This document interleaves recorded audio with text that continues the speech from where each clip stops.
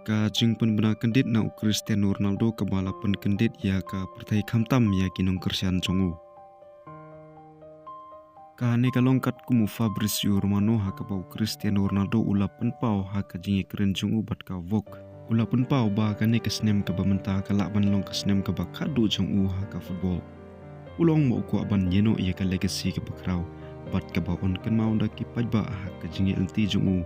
Kumuway na kirang yalakayo papaw nam tam ha kapatay. Ronaldo ulo ongru ngalade penbej bat penkre lepa ya kalaway jonga.